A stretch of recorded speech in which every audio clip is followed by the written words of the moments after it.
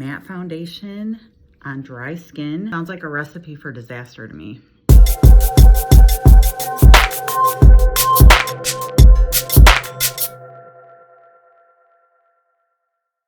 Today's video is going to be featuring Anastasia Beverly Hills Impeccable Blurring Second Skin Matte Foundation. Somebody recommended this to me and we're going to give it a whirl and see how it goes. Obviously, matte foundation is going to require a lot of moisturizing makeup prep.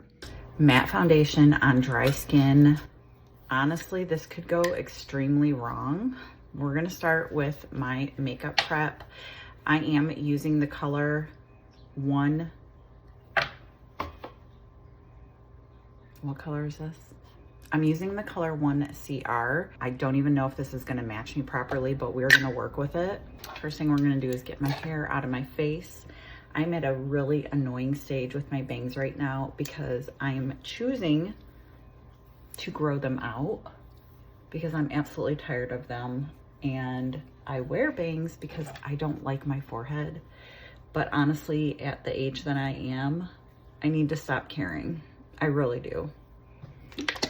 For my makeup prep these days, I have been using the Thayer's Hydrating Milky Toner. My skin is actually in this like weird transition of not only turning 50 recently, but from winter to spring to summer.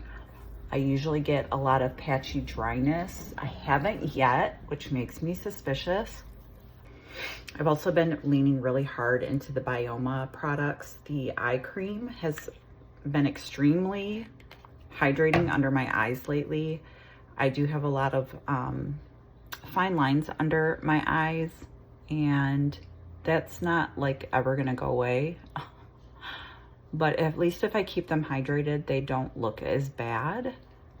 And I've tried so many different products, and right now this has been working really nicely, especially if I put it on before I go to bed at night, and not just my under eyes, like my lids too, because I get a lot of dry patchiness right at this area of my lids.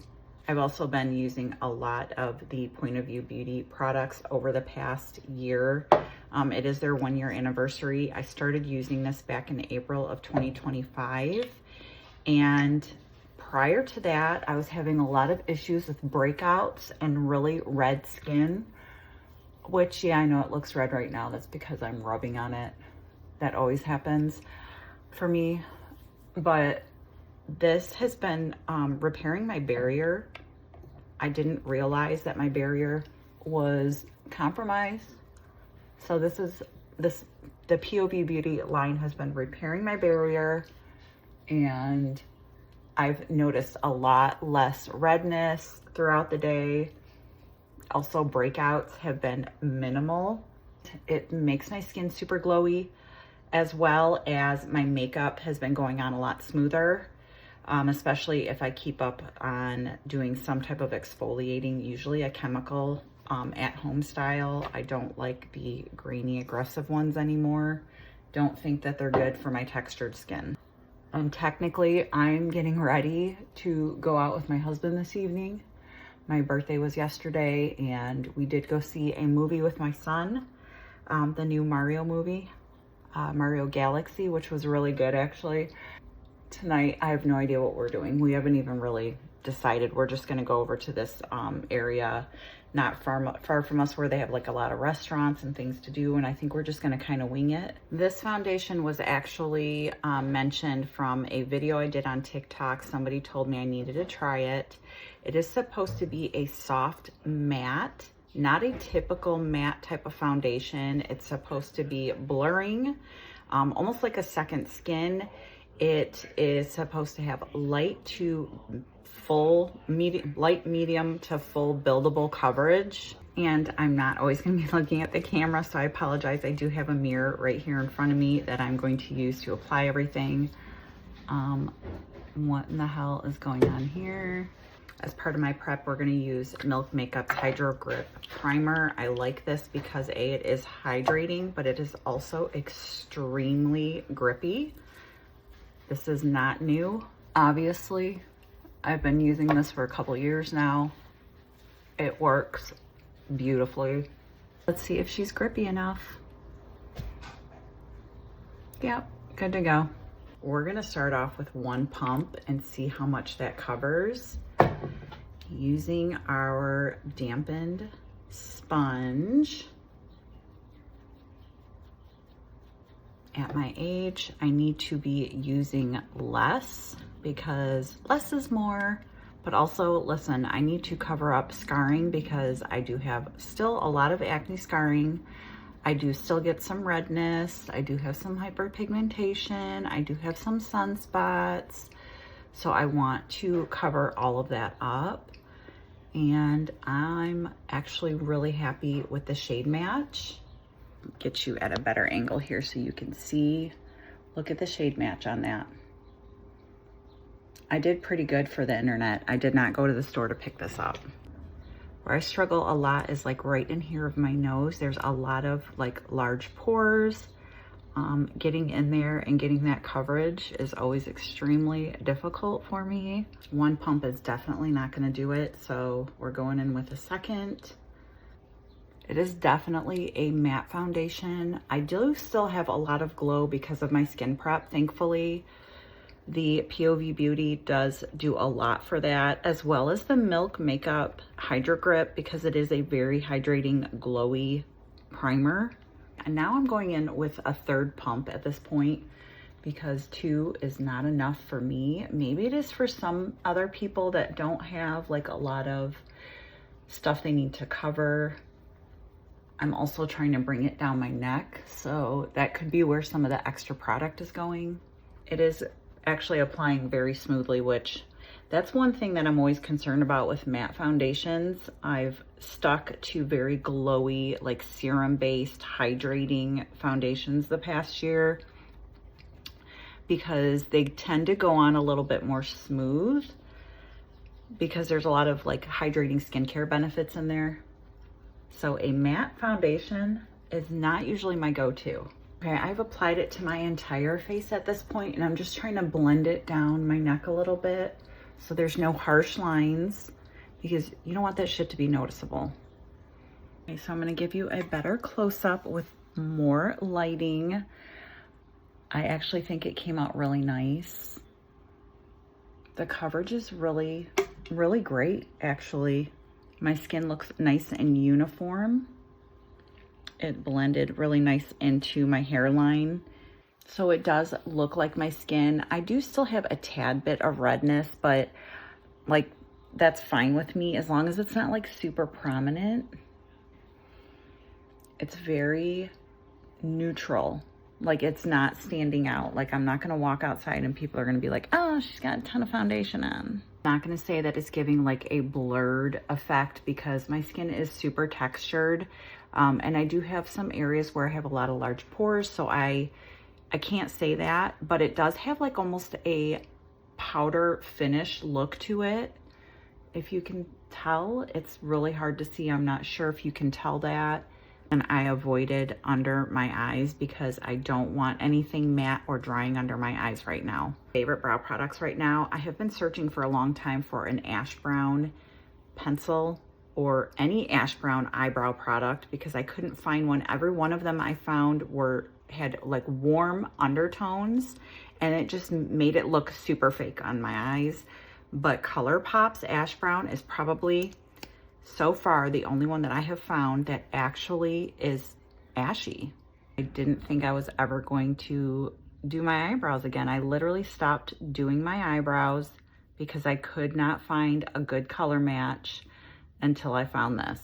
Too Faced Born This Way Natural Nudes. I'm obsessed with this palette. I had one before and I used quite a bit of it, but not too long ago I actually dropped it and broke everything, including the mirror. So this is my newer one. I'm obsessed with these colors. It's such a beautiful balance of matte and shimmers.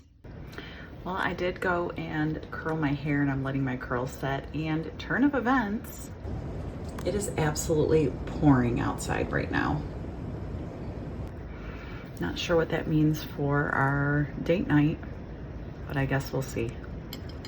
for my blush, I typically go two different ways. Either I'm just going to use a regular cream blush, or if I was layering with a more hydrating foundation, I would do a cream, then I would add a little bit of powder or like setting powder or something, and then I would go in with a powder blush. What product I like to use for that is the Macaron duo, because it's a cream on one side and then it's a shimmery powder on the other side, so you have the best of both worlds for these.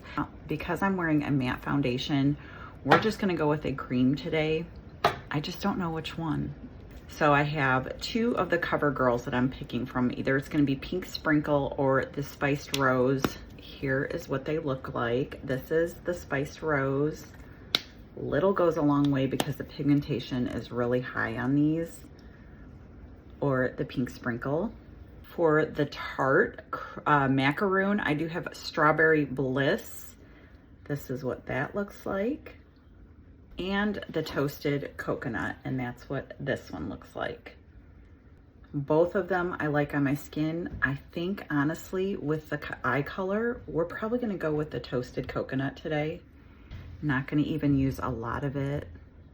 I'm just gonna tap in a little bit on my brush and start at the highest point of my cheekbone and kind of blend it out. Look at how nice that blends out. I am absolutely in love with this stuff. Now we're gonna do my lashes. I learned from somebody online, I can't remember who it was. They were saying that if you have really stubborn lashes and they don't want to stay curled, to use a waterproof mascara. So I'm gonna try that today and see how long my lashes stay curled. So for that waterproof mascara, we're gonna go in with the Tarte Lights Camera Splashes. Making them extremely long is not as important to me. It was at one time. And if I really wanted that, like I have lash clusters. Like if I was doing a really exaggerated look, I would just throw on some clusters, because I do have some really nice ones with several various lengths. But I love Tarte's mascara because it is buildable. It does give a little bit of extra length, but nothing significant. And the formulas are always so extremely smooth. We'll see how long it keeps my lashes curled. And then for my lips, I have recently received some of the L'Oreal Paris Hyaluron Tint Lip Stain Serums. I got the colors Smoky Mauve, Worth It Medium, and Worth It. Love Worth It in the blur fillers. So we're gonna give it a try today. First of all, that went on extremely smooth.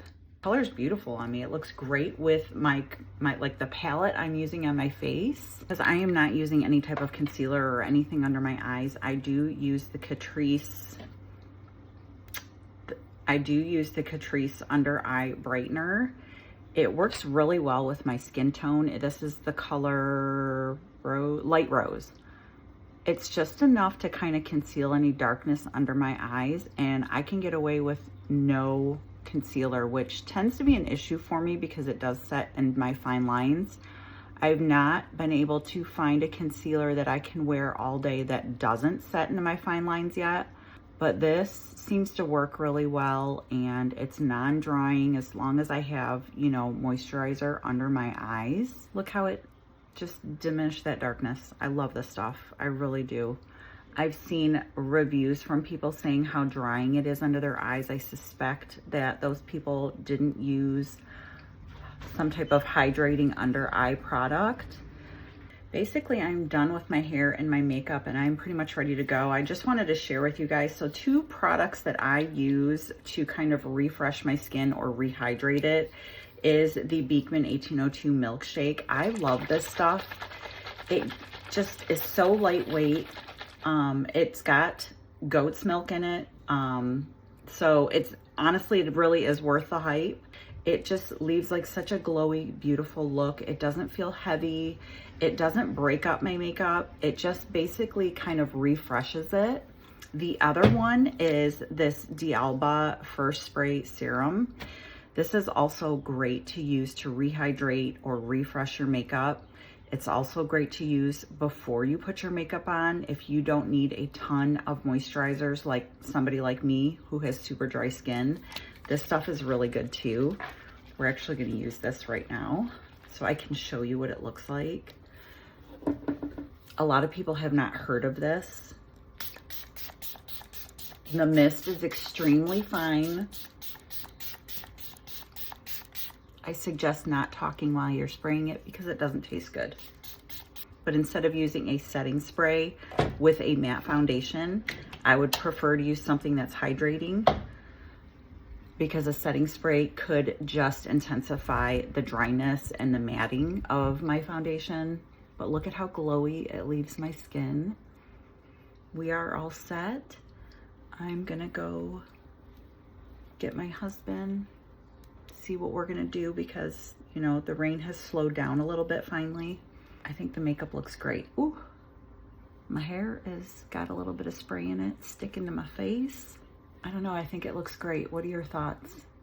Let me know in the comments. Well, I've had this makeup on for about 8.5 hours now. It is after 11 p.m. and I'm gonna honestly say that the foundation held up extremely well. You can see even like in the crevice of my nose, it didn't really collect.